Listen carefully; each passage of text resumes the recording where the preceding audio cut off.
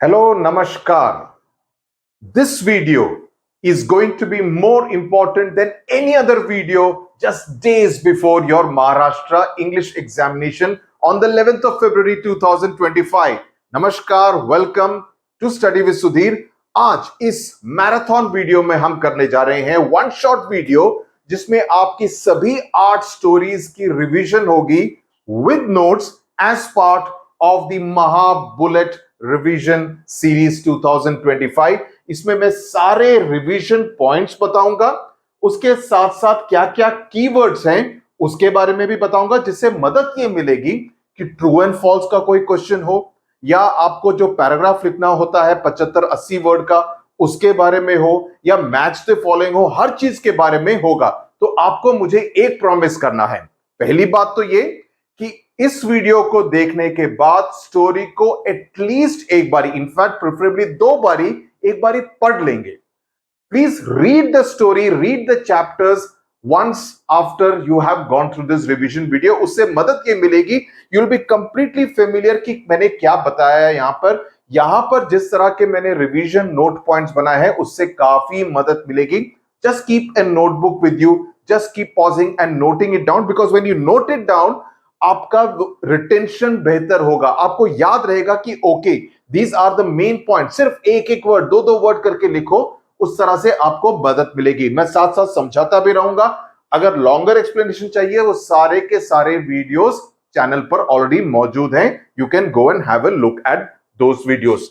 So let's get started. Okay, so this is the bullet revision of stories from Yuvak Bharati textbook for class 12 English. पहली कहानी astrologer's day by my favourite author RK. Narayan. So ये कहानी है astrologer के बारे में, यानी कि एक ज्योतिषी के बारे में। मैं कहानी पर इतना लंबा नहीं जाऊंगा, मेन पॉइंट्स आपको मैं यहां पर बताता हूं कि होता क्या है। You see this particular photograph, you get an idea about किस तरह की चीजें वो अपने आसपास रखता था। He was sitting under a tamarind tree, एक busy marketplace में। Okay, he was wearing a turban, he was wearing this ash and vermilion on his head, he had long whiskers, actually दाढ़ी नहीं थी, लेकिन इस तरह के cowrie shells वगैरह थे। तो ये माहौल था जो पहले पैराग्राफ में आपको स्टोरी में बताया गया है कि वो क्या क्या था। उन सब एलिमेंट्स के बारे में आपको याद रखना जरूरी है। ओके, सो यहां पर भी मैं बता देता हूं सेटिंग क्या थी। Location a bustling market place in a small town. Okay, small town शहर का नाम नहीं दिया है, लेकिन वहां के एक मार्केट प्लेस में एक इमली के पेड़ के नीचे ये बैठता है।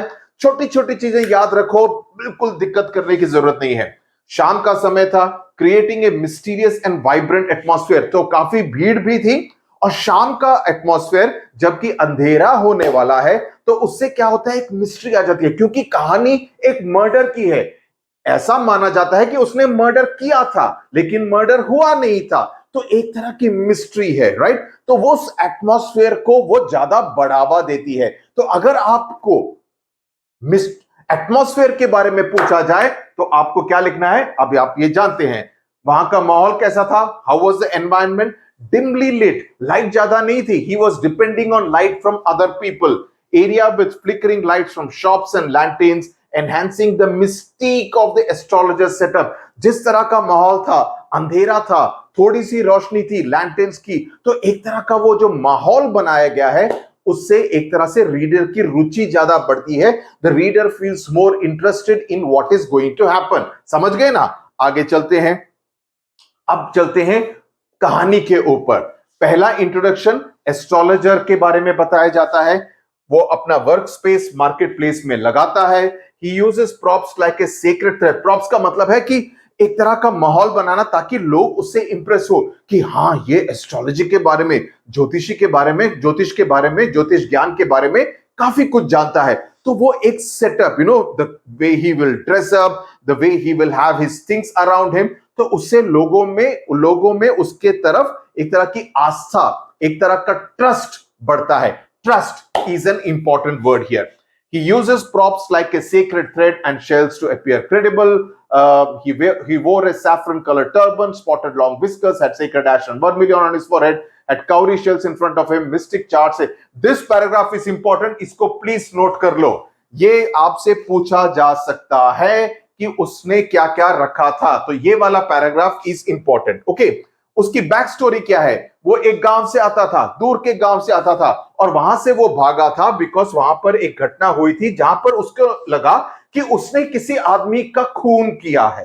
तो खून से मतलब कि पुलिस से बचने के लिए वो उस गांव को छोड़कर इस दूसरे शहर में आ गया. ये उसकी बैक स्टोरी है और ये काफी इंपॉर्टेंट है. कॉन्फ्लिक्ट क्या है? अभी यहां पर इससे मिलने के लिए एक व्यक्ति आता है और उसको चैलेंज करता है. The stranger seeks answers about his past and a lost enemy. वो दुश्मन कौन है? वो दुश्मन है ये ज्योतिषी, क्योंकि उसके साथ ही उसका झगड़ा हुआ था कई साल पहले. समझ गए ना? क्लाइमैक्स में क्या होता है? Astrologer recognises the stranger as the man he believed he had killed, uses his wit, वो अपनी बुद्धिमत्ता का उपयोग करके उसको ऐसा बताता है कि जिस आदमी की तुम तलाश कर रहे हो वो अभी है ही नहीं, ताकि उसको वो खुद बैठकर वो सेफ हो जाए. तो रेजोल्यूशन क्या है? The stranger leaves satisfied unaware of the astrologers identity. वो उसको पहचान नहीं पाता है. Astrologer returns home relieved and guilt free. अभी उसके मन से जो उसके मन में ये था कि अरे मेरे हाथों किसी का खून हुआ है, वो गिल्ट उसके मन से चला जाता है कि मैंने किसी का खून नहीं किया, मैं बेकार ही इतने साल एक तरह से डर के माहौल में रह रहा था. ओके, अपनी आइडेंटिटी को छुपा रहा था. Okay, so that is what is the story. I hope समझ में आ गया आपको. जिसने भी कहानी नहीं पढ़ी है उसको समझ में आ गया होगा, और कहानी को एटलीस्ट एक बारी मेरे लिए पढ़ लो. Okay, what are the characters? Astrologer, how is he? Clever, he's resourceful. These are the words, adjectives you can use in your answers. मैं आपके आंसर्स के लिए ये मैं आपको प्रोवाइड कर रहा हूं किस तरह के शब्दों का इस्तेमाल करना चाहिए. क्लेवर हो गया, रिसोर्सफुल हो गया. He relies on observation and psychological insight rather than actual astrology. क्या उसको एस्ट्रोलॉजी सचमुच में मालूम है? जी नहीं, उसको मालूम नहीं है, लेकिन वो लोगों को देखकर उनके बारे में, उनके भविष्य के बारे में बताता है. वो एक तरह से चतुराई से काम लेता है. तो आपको इन शब्दों का इस्तेमाल करना है अपने आंसर्स में. अगर आपको पूछा जाए, मैच द फॉलोइंग में पूछा जा सकता है कि observation, psychological insight instead of actual astrology. Haunted by his past but finds closure by the end. Closure मतलब कहानी एक तरह से खत्म हो जाती है. जो एक तरह का गिल्ट को वो अपने मन में लेकर चल रहा था, उसका एक तरह से खात्मा हो जाता है. दूसरा कैरेक्टर कौन है? जो स्ट्रेंजर है. He is aggressive. जिस तरह से वो बात करता है उसे पता चलता है कि वो काफी एग्रेसिव है, और उसमें एक तरह की भावना है कि मुझे बदला लेना है. He is vengeful. Revenge, vengeful, ये दोनों वर्ड्स लिंक्ड हैं. He seeks closure and retribution for past wrong, कि उसको बदला लेकर अपना एक तरह से हिसाब चुकता करना है. ये उसके मन की भावना है. तीसरा माइनर कैरेक्टर है उसकी वाइफ का. She is a symbol of domestic life and normalcy, represents astrologer's desire to move on from his past. तो ये तो माइनर कैरेक्टर है, इसको तो आप छोड़ भी देंगे तो कोई फर्क नहीं पड़ता. अब हम चलते हैं थीम्स के ऊपर. ये बहुत जरूरी है, इस पर जरा ध्यान दीजिए. Fate and free will explores how individual shape their destinies while being bound by fate. कि एक तरह से मेरे जीवन में जो होगा वो एक तरह से विधि है. किसी ने लिखा है कि मैं यही मेरे जीवन में होगा. दूसरा, the astrologer uses free will to navigate fate and avoid consequences. लेकिन ज्योतिषी क्या करता है? अपनी चतुराई से उसके भविष्य में जो भी होगा उसका एक तरह से ही डिटरमिन्स कि भविष्य में क्या होगा. एक झूठ बोलकर वो अपने आप को बचा लेता है. इस व्यक्ति से अपने आप को बचा लेता है कि मुझे इससे कोई खतरा नहीं है. तो जो उसकी विधि में लिखा है उसको बदलने की कोशिश करता है ज्योतिषी, by telling him a lie that जिस व्यक्ति को ढूंढ रहे हो वो तो अभी है ही नहीं यहां पर.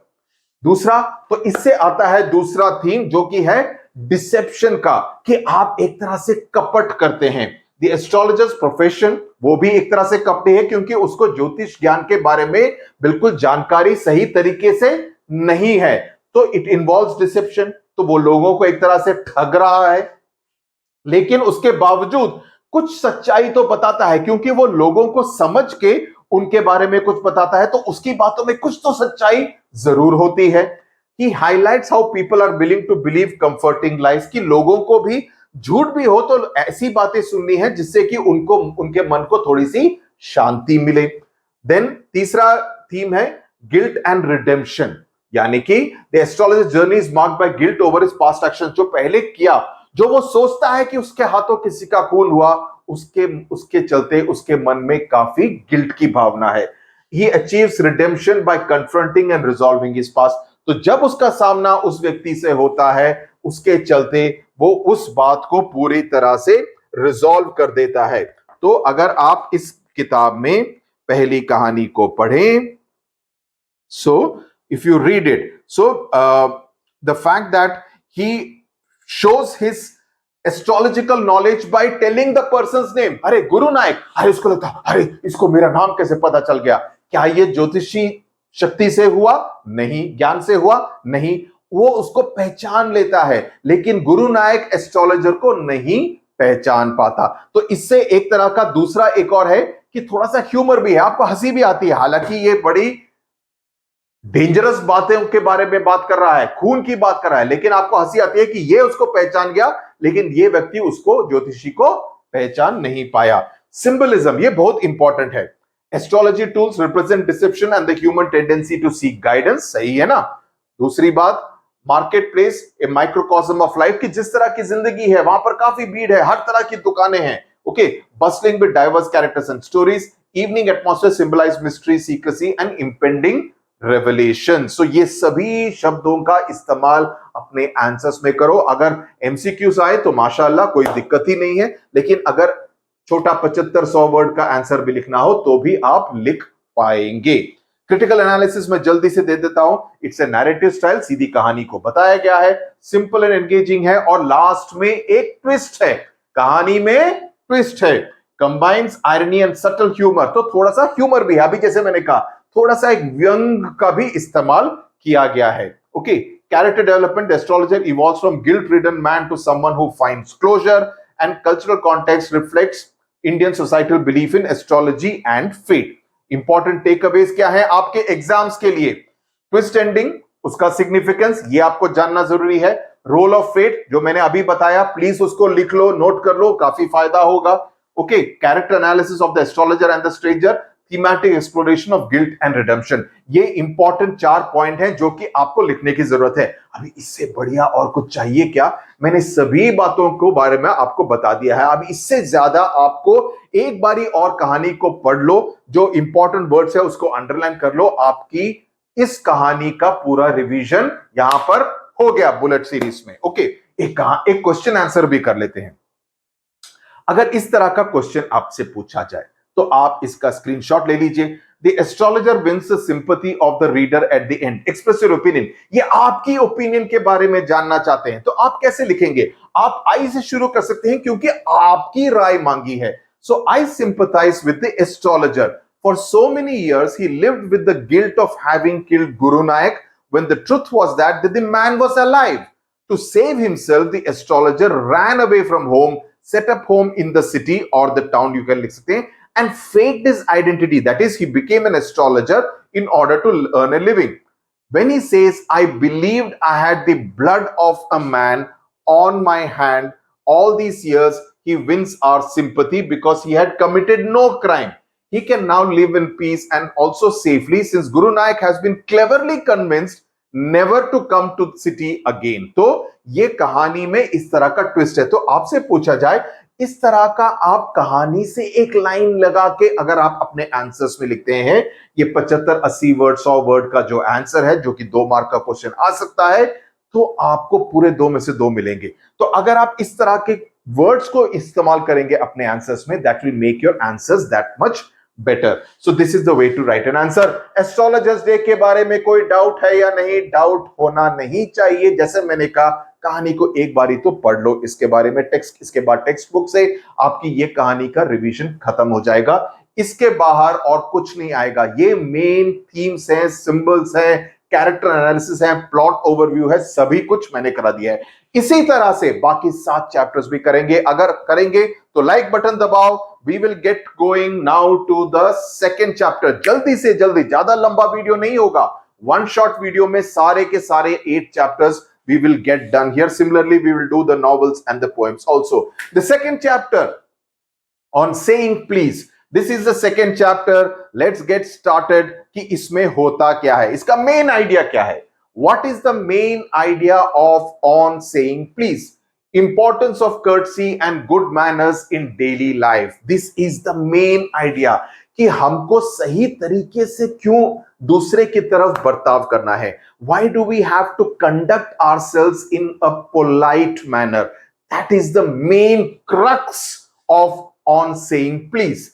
इसके अलावा politeness as a social virtue that enhances interaction. तो अगर आप दूसरे की तरफ, तो आप भाई मेरे, जब आप कमेंट्स लिखते हैं तो बकवास कमेंट्स क्यों लिखते हैं, दूसरों को गाली क्यों देते हैं, दूसरों को डांटते क्यों हैं, दूसरों को ह्यूमिलिएट क्यों करते हैं, ये आप करोगे तो इस चैप्टर को पढ़ने और समझने का कोई फायदा नहीं है. So if you, life is a circle, what you give to others will come back to you. Always remember this. It's a 360 degree. You give something good to somebody, that person or somebody else will come and give good to you. You give something back to somebody, the same will come back to you with interest. Always remember this. Okay. So politeness, if you are polite to someone, if you say good things, that person will feel encouraged. That person may actually do good things to you in return or do good things to someone else. So in a sense, the world becomes a better place to live in. समझ में आ गई बात? Key points क्या हैं? The power of politeness. कि politeness की शक्ति क्या है? Politeness can diffuse tense situations. कि कोई काफी गंभीर परिस्थिति हो, उसके बावजूद अगर आप सही तरीके से नम्रता से बात करेंगे, नम्रता से बात करने की बात नहीं कर रहा हूं, if you talk politely you will be able to defuse, कि कोई गंभीर परिस्थिति हो उसको भी एक तरह से आप नॉर्मल कर सकते हैं. ए पोलाइट डिमीनर, डिमीनर का मतलब है, नया शब्द है, नोट कर लो क्योंकि आपकी वोकैबुलरी इंप्रूव होगी. डिमीनर का मतलब है एक तरह से the way you interact, you know, your character, the way you behave. Okay, wins goodwill and cooperation. सही बात है ना. आप अच्छी तरीके से किसी से बात करेंगे, the other person will also talk to you nicely in return. The power of words, कि किस तरह के शब्दों का आप इस्तेमाल करते हैं. Simple words like please, thank you, these are all normal things. You know, you are expected to say thank you for your help. That's just basic courtesy. Okay. Have a positive impact. They demonstrate respect and create a pleasant atmosphere. The second key point is contrast between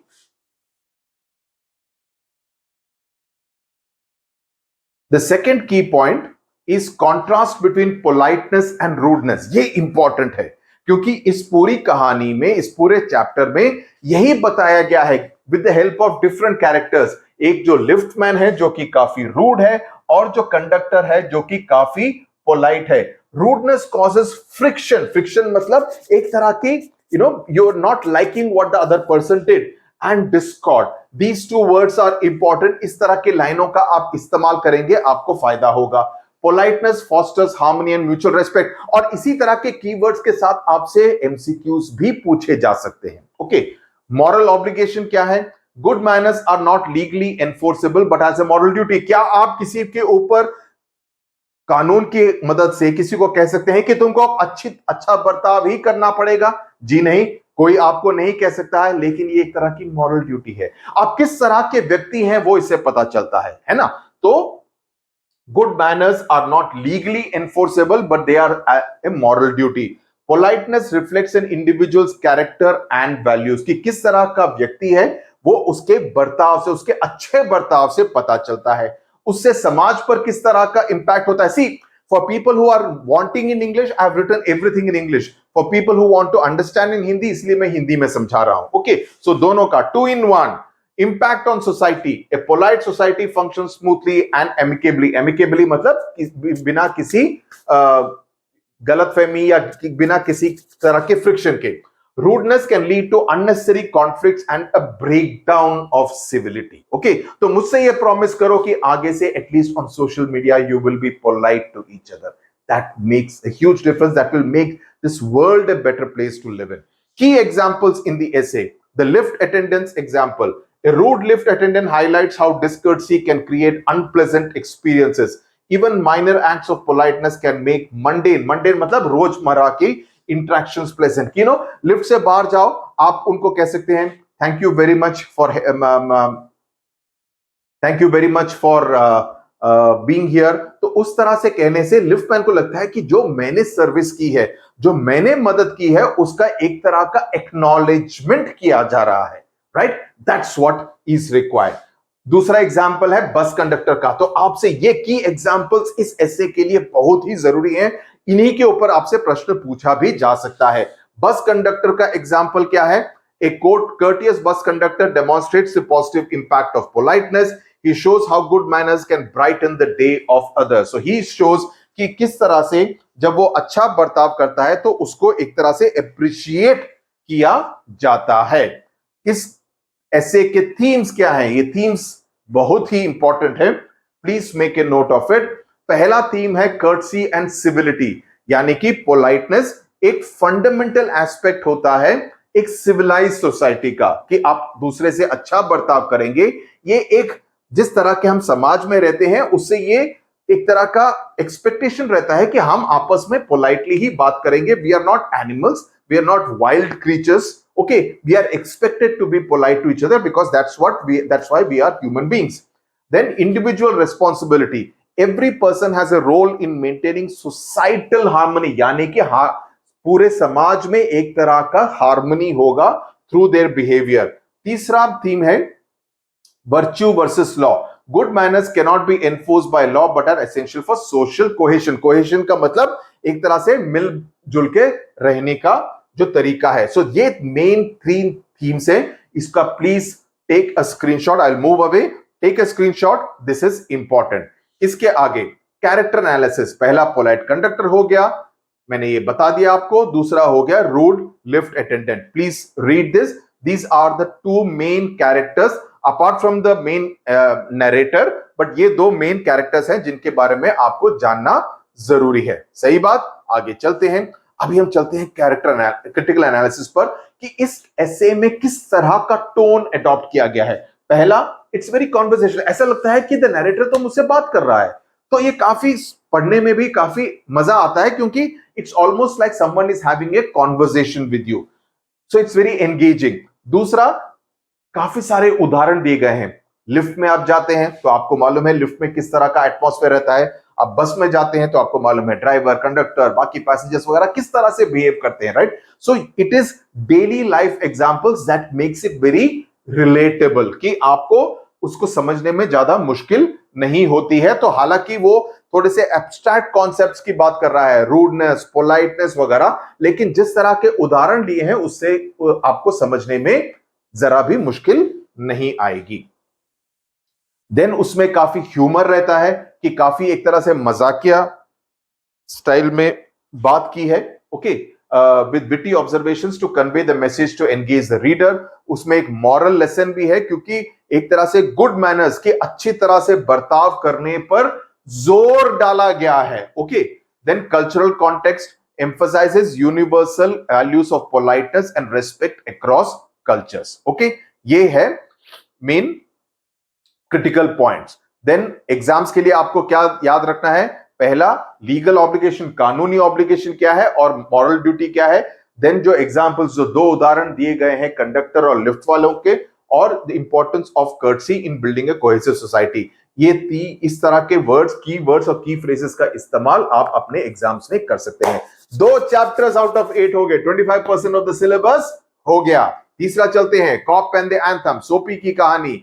इसमें main idea क्या है? Okay, main idea क्या है? चले आगे. Main idea ये है कि the story highlights the irony of सोपी. सोपी इस कहानी का मेन कैरेक्टर है और ये काफी दिलचस्प कहानी है. ओके, अगर आपको रिलैक्स करने के लिए भी 5 मिनट में पढ़नी हो तो जरूर पढ़िए. 5-10 मिनट लेंगे, उससे ज्यादा नहीं लगेंगे. सो सोपी का ये कोशिश रहती है कि वो किसी ना किसी तरह से गिरफ्तार हो जाए ताकि सर्दी के महीने उसके आराम से जेल के अंदर कट जाए. बट लेकिन उसकी जिंदगी कैसे बदलती है उसी के बारे में ये कहानी है. इसमें की पॉइंट्स क्या है? सोपी का introduction, who is a homeless man living in New York, he desires to get arrested to secure a warm place in jail during winter. ये उसका मकसद है, ये उसका मकसद है. failed attempts at arrest, सोपी tries various petty crimes to get arrested, काफी कोशिश करता है, और किस तरह की कोशिश करता है उन सभी के बारे में आपको जानना जरूरी है, बिकॉज प्रश्न इसी के ऊपर आएंगे, क्योंकि यही होता है मेन कहानी में. ओके, बताता हूं. ये डाइन्स विदाउट पेइंग, यानी कि वो रेस्टोरेंट में खाना खाता है विदाउट पेमेंट, शॉप विंडो को तोड़ता है, he behaves disorderly in public, he steals a man's umbrella. तो ये सभी चीजें करता है जिससे उसको लगता है कि मेरे को तो पुलिस गिरफ्तार करेगी, लेकिन नहीं करती है. Okay, ironically all attempts fail as society ignores him or dismisses his act, meaning उस पर ध्यान नहीं देती है. लेकिन कहानी में ट्विस्ट आता है लास्ट में, जब उसको लगता है कि अभी मुझे गिरफ्तार होने की जरूरत नहीं है, अब जाके उसको गिरफ्तार कर देते हैं. तो सोपी hears an anthem from a nearby church. He reflects on his life and decides to reform, कि अब मुझे एक अच्छा व्यक्ति बनने की जरूरत है. लेकिन तभी कहानी में ट्विस्ट आता है कि जब सोपी ये रिजॉल्व करता है कि मैं अपनी जिंदगी को बदलूंगा, तभी उसको वहां पर गिरफ्तार किया जाता है.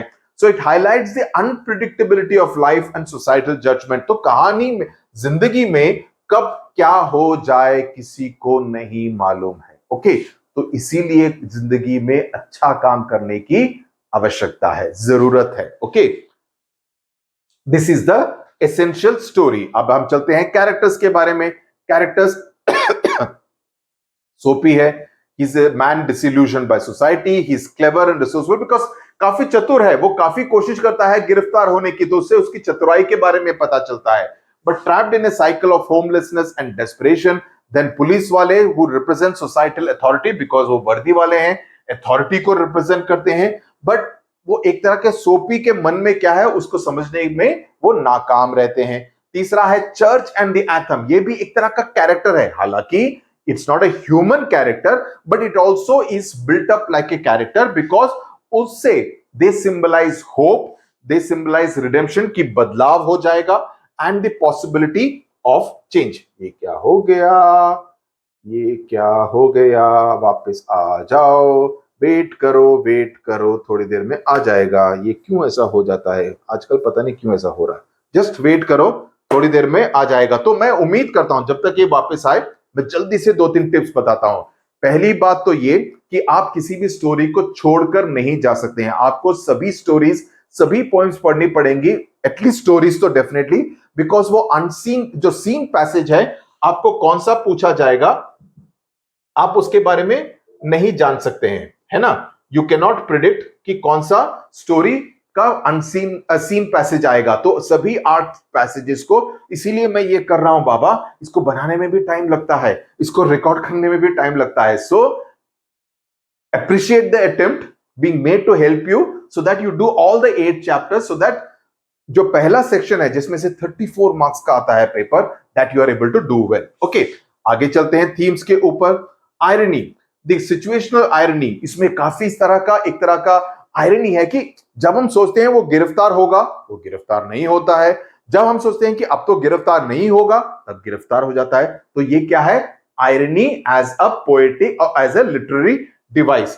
Then unintended outcomes. देन दूसरा थीम है रिडेम्पशन एंड चेंज. इसका मतलब क्या है कि Soapy's realisation shows the human capacity for introspection and reform, कि वो चर्च और उस एंथम को पूरा सुन के उसके मन में बदलाव की भावना आती है कि मैं अब बदल जाऊंगा, मैं नहीं चाहता हूं कि मैं किसी द्वीप पर, आइलैंड पर जाके किसके जेल में सर्दी के महीने गुजारूं. तो that is why he is able to reform and change. दूसरा सोसाइटल इंडिफरेंस, ये तीसरा थीम है कि उसकी जो समाज को बिल्कुल फर्क नहीं पड़ता, वो बोलते हैं ना, घंटा फर्क नहीं पड़ता कि उसको क्या हो जाए, सोपी की जिंदगी में क्या हो, उनको कोई फर्क नहीं पड़ता है. So that is what is shown here. Symbolism क्या है, पहला एंथम जो मैंने अभी बताया, it represents inspiration and the turning point in Soapy's life.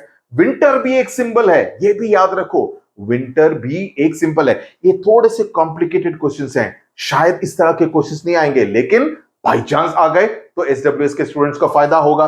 दूसरा सिंबल है winter, because they symbolise harshness and the struggles of the less fortunate. तीसरा सिंबल है जेल, ओके, विच इज बड़े अजीब तरीके से वो एक घर की तरह सोपी देखता है उसको, जेल को, offering both safety and loss of freedom. तो ये मेन 3 सिंबल्स हैं, इस पर जरा ध्यान दो।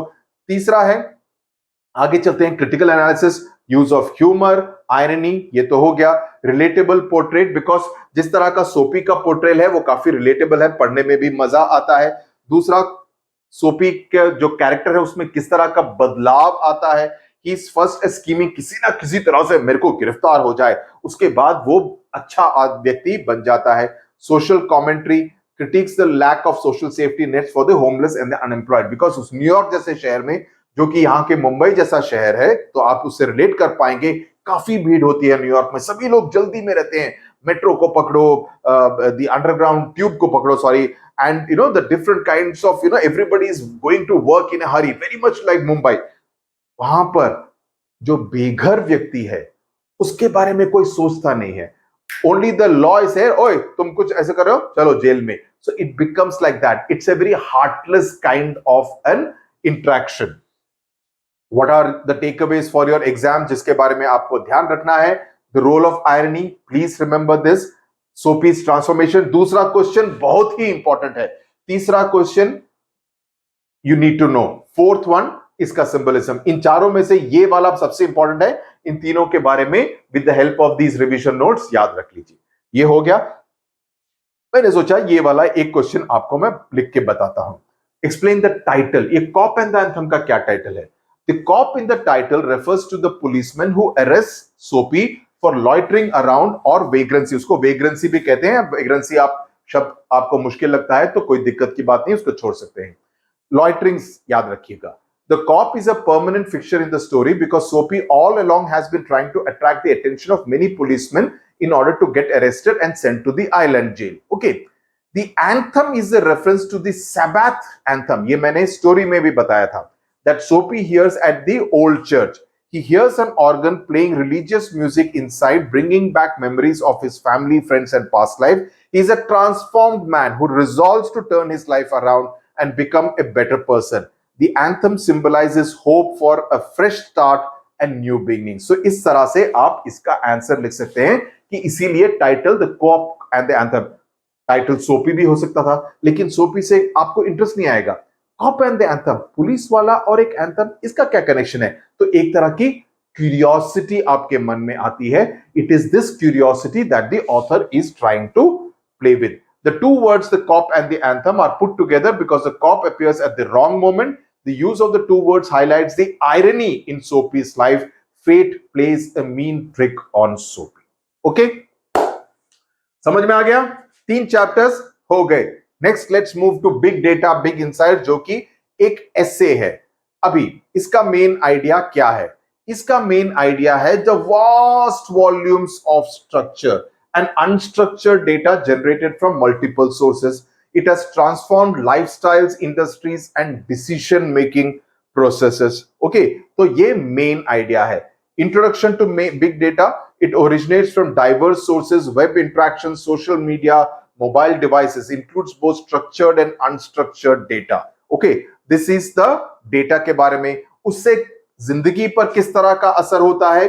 It revolutionizes daily life aspects such as food habits, healthcare advancements, travel experiences, scientific research improvements, data collection, every online action, likes, shares, posts, इन सभी के बारे में डिटेल में पैराग्राफ। इस चैप्टर को तो आपको पढ़ना ही पड़ेगा, बिकॉज बिना पढ़े आप उसकी बारीकियों को नहीं पढ़ सकते हैं, समझ सकते हैं।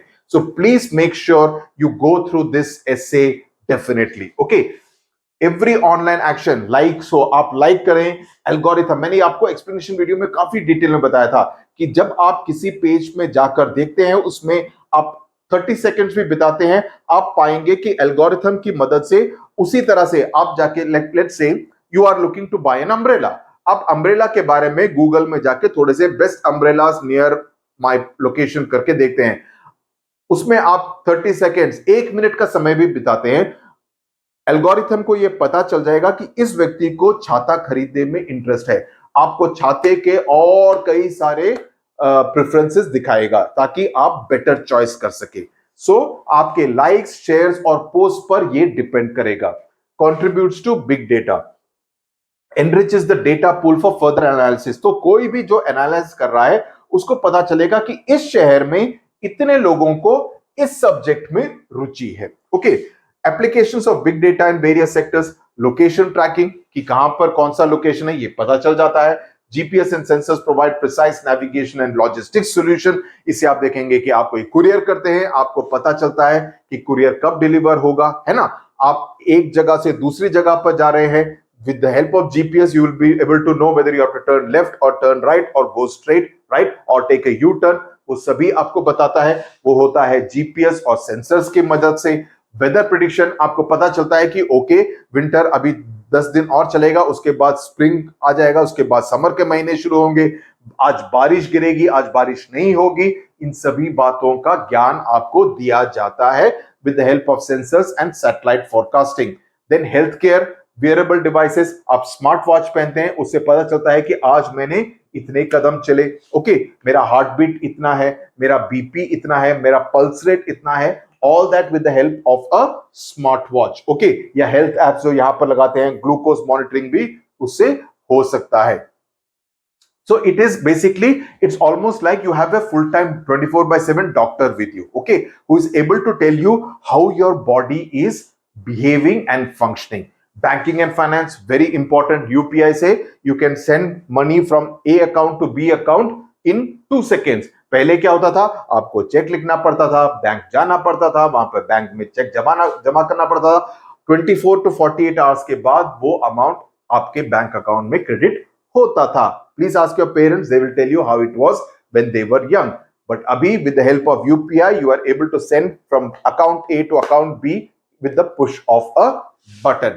Sports में again आपने देखा होगा जसप्रीत बुमराह अपने टी शर्ट के अंदर he wears some kind of a device जिससे कि उसके बॉडी मेटाबॉलिज्म को एक तरह से मॉनिटर किया जा रहा है. That when he is running, how much is his heartbeat? When he is just between overs, when he's just fielding, what is his heartbeat like, what are the metabolic changes taking place inside his body. तो इससे क्या होगा, उसके diet के बारे में, उसके rest के बारे में, उसके एक्सरसाइज के बारे में, रनिंग के बारे में, जिस तरह की रनिंग स्पीड से होनी चाहिए, उन सभी चीजों के बारे में उसके फिजियो को और उसके डॉक्टर्स को पूरी तरह से जानकारी हो जाएगी. And that can really be of big help. And this is happening with many athletes across the globe. Advertising analyzes online activities for personalized marketing. Entertainment and media recommends content tailored to user preferences. That okay, you like to see this, you will be shown more of the same. आपको drama में interest है तो आपको ज्यादा mystery dramas दिखा जाएगा. आपको comedies में इंटरेस्ट है, आपको ज्यादा कॉमेडीज दिखाई जाएंगी ताकि आप उसमें से चूज कर सके. Education, student data, online classes which is happening just like this one. You know, I'm able to reach out to different students in different parts of Maharashtra with the help of this recorded video. Ethical consideration, data privacy highlights the need for responsible data usage. ये जरूरी है कि you cannot be irresponsible with it. तो आप उसको सही तरीके से ही आपको उसका इस्तेमाल करना पड़ेगा. Ensures that big data serves humanity ethically and sustainably. Big takeaways for exam, ये एग्जाम के से इंपॉर्टेंट है. ये आपको जानना जरूरी है. डेफिनेशन ऑफ सोर्सेस, उसके किस किस तरह से अप्लाई किया जाता है, जो मैंने आपको बताया, उससे हमारी जिंदगी पर किस तरह का प्रभाव पड़ता है उसके बारे में, और एथिकल कंसिडरेशंस की हमको सही तरीके से कैसे इस्तेमाल करना है उसके बारे में. तो ये मेन टेकअवेज है. अभी तक जो मैंने पढ़ाया उसको पढ़ लो और उसके बाद बुक में से उस चैप्टर को जरूर पढ़ना. Okay, please don't skip this chapter. हाँ, आधा हो गया. अभी हम चलेंगे द न्यू ड्रेस पर. मैं पानी पी कर आता हूं. 15 second break.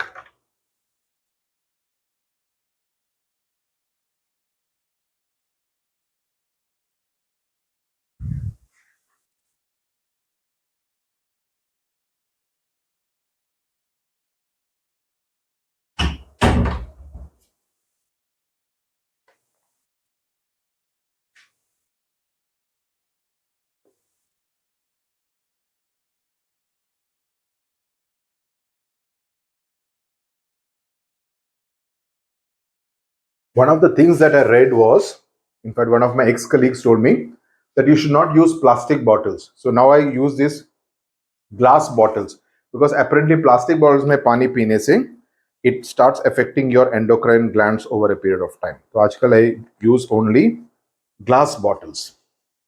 Okay, so that is something which I advise to all of you. So let's now move to the new dress by Virginia Woolf. ये सबसे ज्यादा कॉम्प्लिकेटेड चैप्टर है.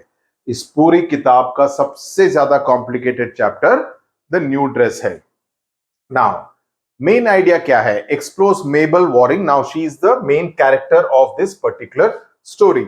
Self consciousness and societal alienation, कि उसको लगता है कि वो सब पूरे समाज से थोड़ी सी हटकर है, कि लोग उसको ठीक तरह से उसकी तरफ इंटरेक्ट नहीं करते हैं. At a high society party shedding light on the themes of self perception, कि वो अपने आप को कैसे देखती है और दूसरे उसको किस तरह से देखते हैं. ये मेन आइडिया है. ओके, की पॉइंट्स क्या हैं? प्रोटैगनिस्ट है Mabel Waring, a woman struggling with profound feelings, कि उसके मन में बहुत ही डीप फीलिंग्स हैं ऑफ इंफीरियोरिटी, की वो दूसरों की तरह अच्छी नहीं है.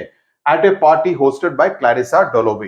The yellow silk dress, custom made but outdated in style. तो वो येलो ड्रेस पहन के जाती है, लेकिन उसको लगता है कि ये फैशनेबल नहीं है. ये काफी बार आपके मन में भी आया होगा, अरे मेरी ड्रेस इतनी अच्छी नहीं है, लोग क्या कहेंगे, लोग मेरा मजाक उड़ाएंगे, राइट?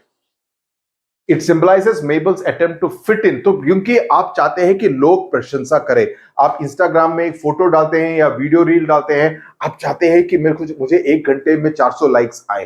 वो 400 नहीं, सिर्फ 100 लाइक्स आते हैं तो आप डिप्रेस हो जाते हैं. That is unfortunately the kind of life most of us lead, which is not a good thing. Always remember one thing: you are what you are. You do not need certificates from X, Y, or Z. You should think, okay, if I am doing is the right thing, you should stand true to that. फर्क नहीं पड़ना चाहिए whether 10 people like or dislike it or 100 people like or dislike it. You should be convinced that this is the right thing. लेकिन अगर आपको लगे कि ये मैं ठीक नहीं कर रहा हूं या ठीक नहीं कर रही हूं, then you need to change. That's very important. Okay. Disconnect from the fashionable elite. Elite का मतलब the fashionable high society people. Sparks self-doubt when she sees herself in a mirror, कि उसको खुद को ही एक तरह का डाउट होता है कि क्या मैं अच्छी नहीं लग रही हूं. This is important. The stream of consciousness technique, जिसका इस्तेमाल वर्जीनिया वुल्फ काफी करती थी. Woolf delves into Mabel's inner thoughts, insecurities, and memories, provides a deep psychological portrait of the protagonist. Okay. Interactions at the party. Mabel misinterprets compliments like Rose Shaw's remark about her dress being perfectly charming as insincere or mocking. So जब रोज शॉ उसको कहती है कि तुम्हारा जो dress है, okay, perfectly charming है, तो उसको लगता है कि मेरा मजाक उड़ाया जा रहा है. रोज शॉ एक्चुअली मेरे पर व्यंग कस रही है, मजाक उड़ा रही है. Her strained interactions reflect her social anxiety and self-perception. Themes क्या है? Self-perception, her anxiety, जो उसका inferiority complex है. Societal expectation highlights the pressure to conform to rigid social norms, कि वो चाहती है कि जिस तरह के social norms हो उस पर रहो. मैं ये उम्मीद करता हूं कि आपको न्यू ड्रेस से सीन पैसेज ना आए. ये सबसे कॉम्प्लिकेटेड वाला है.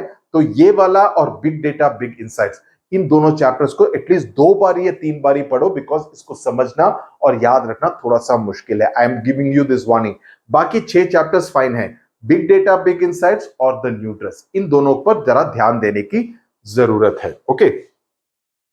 Y we travel also to an extent, I would say, वो तीसरा चैप्टर में बोलूंगा. तो 3-5 रख लेते हैं इस तरह से. Class consciousness. Mabel's feeling of alienation are tied to her awareness of class distinction. हालांकि मैं कहूंगा कि बिग डेटा बिग इनसाइट्स आप में से कई लोगों को मुश्किल नहीं लेगा, क्योंकि ये हमारे आम जिंदगी के बारे में है, तो that may not be very complicated. हालांकि उसमें काफी कुछ याद रखने की जरूरत है. तो क्लास कॉन्शियस, उसको लगता है कि वो एक तरह के क्लास के मामले में वो हाई सोसाइटी को बिलोंग नहीं करती है. सिंबलिज्म क्या है? पहला तो dress, because it represents Mabel's internal struggle and her yearning for acceptance, की वो चाहती है कि लोग उसकी तारीफ करें, लोग उसको पसंद करें. The party symbolises societal judgement and superficiality of high society. जिस तरह की पार्टी होती है वो बड़ी सुपरफिशियल है, उसमें कोई किसी तरह की वार्मथ नहीं है. लोग एक तरह से ऑकवर्डली एक दूसरे से बात करते हैं. सो एक तरह से इसके थ्रू वर्जीनिया वुल्फ उस समाज की को क्रिटिसाइज कर रही है. Wolf critiques early 20th century social structures and the superficial judgment that alienate individuals, sheds light on the emotional toll of societal standards on personal identity. इस दोनों को जरा याद रखो, स्क्रीनशॉट ले लो. एंडिंग कैसा है? She leaves the party early, feeling defeated and humiliated, reflects her inability to reconcile her self-image with societal expectations. इसमें थोड़े से ना heavy words है because कहानी ही ऐसी है. मैं इतना सिंप्लीफाई करने की कोशिश किया लिखते वक्त, लेकिन you realise that it is heavy story, so you need to use this kind of words and phrases. Narrative style, Woolf's stream of consciousness technique immerses reader in Mabel's thoughts and emotions, captures the complexity of human insecurity and societal pressures, जो मैंने अभी बताया. मेबल का transformation क्या होता है कि उसको एहसास होता है कि she needs to self accept instead of always seeking validation, कि दूसरों से सर्टिफिकेट लेने की जरूरत नहीं है. Social commentary highlights the rigid expectation of class and appearance in early 20th century. Important takeaways, ये जरूरी है, मैंने इसीलिए हमेशा अलग से लिखा है कि उसका जो कैरेक्टर है, उसका जो मन में किस तरह की फीलिंग्स आती हैं. Symbolism of the yellow dress and the parting, themes of societal expectation, self perception and class consciousness. So ये 3 थीम्स है. Okay. Wolf's critiques of social structures and use of stream of consciousness technique. जैसे मैंने कहा, इस कहानी को 2 बारी तो पढ़ने की जरूरत है. अब हम चलते हैं इनटू द वाइल्ड पर. ये मेरे one of my favourite stories है apart from astrologer's day.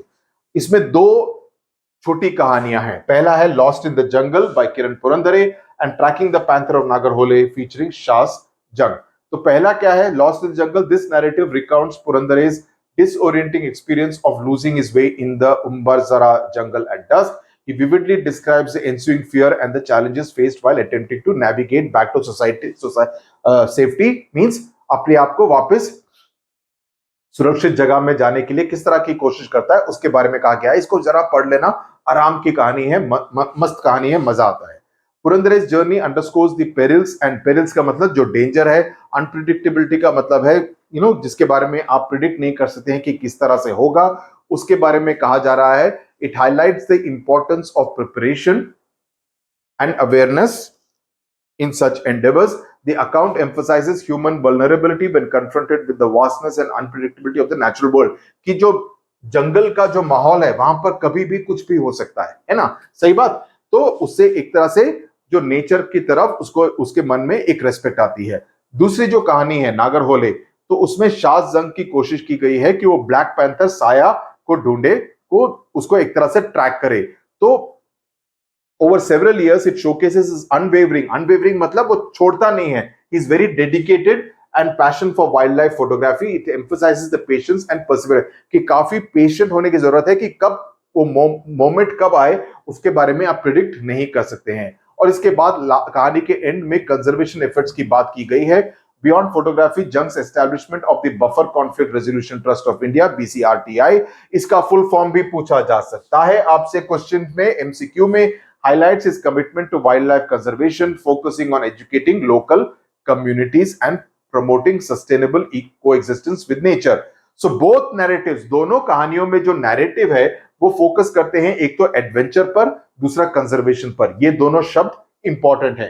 They mix it with the beauty and danger of wild landscapes and the imperative of wildlife conservation.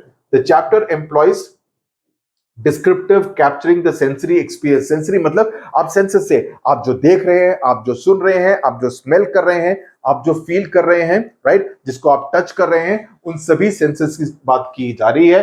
And through these 2 tales the chapter conveys the message that while the wilderness offers profound experiences and insights, it demands respect, caution and a commitment to preservation. कि ऐसा नहीं है कि मैं जंगल में जाऊं और सभी एनिमल्स को मार दूं. No, they have to coexist. We are going into their home, so we need to respect them.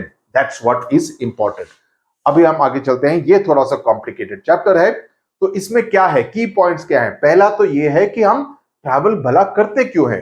Why we travel? So Pico here travel begins by stating that we travel initially to lose ourselves and then to find ourselves, suggesting that travel serves as a means for self-discovery and personal growth. This is the most important part of this essay. Okay, ये सबसे important part है, इसको याद रखिए. ये मेरे दोस्तों, इस पैराग्राफ को याद रखिए और इन पॉइंट्स को जरूर लिखिएगा. Broadening perspectives. Travel allows individuals to open their hearts and minds, enabling them to learn more about the world than what is presented in the media. Teesra point, experiencing firsthand. Iyer emphasizes that experiencing places firsthand rather than through second-hand sources provides a deeper understanding of different cultures and societies. कि आप first hand किसी चीज को experience करें तो उससे मदद मिलती है, पढ़ने से नहीं। आप वहां जाके देखेंगे, ट्रैवल करेंगे तो उससे काफी मदद मिलती है अंडरस्टैंडिंग में। Challenging preconceptions by immersing ourselves in new environments, travel compels us to question our beliefs and reconsider our opinions, leading to personal reflection and growth. Panchwa point, rescuing humanity. Travel is portrayed as a means of rescuing humanity of places and understanding of world better. उसका writing style कैसा है? It's reflective, क्योंकि काफी descriptive writing है, काफी reflective है कि मन में सोच रहा है, कि मन में जिस तरह के सोच विचार आ रहे हैं उन सभी के बारे में पीको अय्यर लिख रहे हैं। He includes personal anecdotes with philosophical insights. Ultimately, Iyer conveys that travel is not just about reaching a destination, but about the journey itself. तो एक तरह से ऐसा नहीं है कि आप प्लेस ए से प्लेस बी जाएं तो ये हो गई हमारी यात्रा। नो, प्लेस ए से प्लेस बी के बीच में जिस तरह की यात्रा हुई, जो जो आपने देखा, जो जो आपने सुना, जो जो बातों को आपने महसूस किया, that is what is experience. और इस एक्सपीरियंस को हमेशा एक तरह से you should cherish. Challenging our assumptions and deepening our understanding of the human experience. मैं वही बोलता हूं, exam is not just about preparing for the exam and writing it. The journey of preparing for the examination is the real education. ये नहीं कि उस exam paper में जो आपने लिखा 80 मार्क्स का, उसमें से कितने मार्क्स आए वो तो होगा, वो तो एंड रिजल्ट है, लेकिन this journey is what will teach you a lot more. Okay, last chapter, voyaging towards excellence. Great story. Autobiographical journey. हाँ, तो ये जानना जरूरी है कि किस तरह का स्टाइल है। इट इज एन ऑटोबायोग्राफिकल, उनकी खुद की कहानी है। Godbole narrates a transformation from a middle class schoolboy to a renowned writer and successful IT professional, sharing personal anecdotes. उनकी जिंदगी के बारे में बताया गया है और experiences that shaped his life. He emphasizes the importance of developing a thirst for knowledge. Very important कि हमको हमेशा we should be curious and wanting as much knowledge as possible. Detailing his curiosity and love for learning propelled him towards excellence in various fields. The essay discusses the essentials of success and the ways to achieve it, highlighting the significance of hard work, dedication, and continuous improvement. Then Godbole दूसरा point क्या करते हैं?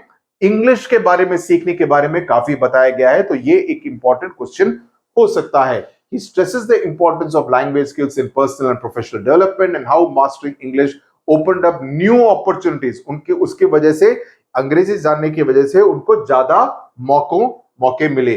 He recounts his career progression including his role as general manager. तो उनके जिंदगी में क्या क्या, कहां पर नौकरियां की, उसके बारे में भी जानना जरूरी है। The essay details his shift from the corporate world to becoming a prolific writer in Marathi and English, producing numerous original works and adaptations showcasing his versatility and passion for literature. गोडबोले's writing is informative, काफी जानकारी प्रदान करते हैं अपनी लिखाई में, लेकिन informal है, ऐसा लगता है कि कोई हमें उनकी जिंदगी के बारे में ही बता रहा है। Making complex ideas accessible and engaging, his narrative is rich with personal insights presented in a conversational tone that resonates with readers, in the sense कि रीडर को पढ़ने में ज्यादा बोझ नहीं। मैं इनफैक्ट कहूंगा पहले आप एस्ट्रोलॉजर स्टोरी पढ़िए, फिर कॉप एंड द एंथम पढ़िए, फिर उसके बाद वॉयजिंग टुवर्ड्स एक्सेलेंस पढ़िए और बाकी 5 स्टोरीज उसके बाद। ये 3 स्टोरीज पढ़ेंगे, आपको मजा आएगा, आपकी रुचि बढ़ेगी। ये मैं उन स्टूडेंट्स के लिए कह रहा हूं जिन्होंने अभी तक युवक भारती को खोल के भी नहीं देखा। Okay. Godbole mentions his academic journey to IIT Mumbai, underscoring the role of quality education in achieving success. So IIT Mumbai के बारे में लिखा गया है, and the essay conveys excellence is a continuous voyage fueled by curiosity, hard work, and a passion for learning. Godbole encourages reader to embark on their own journeys towards excellence regardless of their starting point. Okay, तो ये कहा गया है Godbole द्वारा. So with this, अरे वाह, मैंने 1 घंटे के अंदर में पूरा 1 शॉट वीडियो आपकी 8 स्टोरीज, मैं सोच रहा था कि ज्यादा टाइम लगेगा, तो 1 घंटे के अंदर के भीतर मैंने आपकी सारी 8 स्टोरीज का रिवीजन कर दिया है। अभी मुझे लगता है कि आपको पूरी तरह से आइडिया हो जाएगा कि ये इंपॉर्टेंट है एग्जाम पॉइंट ऑफ व्यू से, ये नैरेटिव स्टाइल है, ये थीम्स हैं, ओके, ये कैरेक्टर्स हैं। 8 स्टोरी के। इसका प्लीज फायदा उठाइए। प्लीज इन रिवीजन वीडियो को आपने एक बार ही देख लिया, दूसरी बार देखना, 2x स्पीड पे देख लीजिए, की पॉइंट्स लिख लीजिए और बुक को जरूर एक बार फिर से पढ़िए। उसके पीछे के जो क्वेश्चंस है उसको पढ़ना जरूरी नहीं है, उस तरह के क्वेश्चंस आपके एग्जाम में नहीं आएंगे। ओके, आपके स्कूल में, आपके जूनियर कॉलेज में जितने भी प्री बोर्ड एग्जाम्स हुए, उन एग्जाम पेपर्स को फिर से सॉल्व कीजिए। आपके दोस्त से उनके एग्जाम पेपर लीजिए, उसको सॉल्व कीजिए। इससे ज्यादा अभ्यास आपको करने की जरूरत नहीं है। ओके, इस रिवीजन वीडियो को देख लिया, आपका जो 34 मार्क्स का स्टोरीज का है हो जाएगा। इसी तरह से मैं पोएम्स भी करूंगा, इसी तरह से नॉवेल्स भी करूंगा, इसी तरह से राइटिंग स्किल्स भी करूंगा, और ग्रामर का तो मैं अलग सीरीज ही कर रहा हूं जिसमें कि सारे के सारे ग्रामर के पोर्शंस आपके कवर हो जाएंगे। एजेंडा क्या है कि आपके इंग्लिश में 95% प्लस मार्क्स जरूर आने चाहिए। तो अगर आप तैयार हैं तो press the subscribe button, press the bell icon ताकि आपको नोटिफिकेशन मिल जाए। Okay, till the next video, thank you very much. Share the video with friends so that more and more people come to know of it and can take advantage. Tata, bye bye.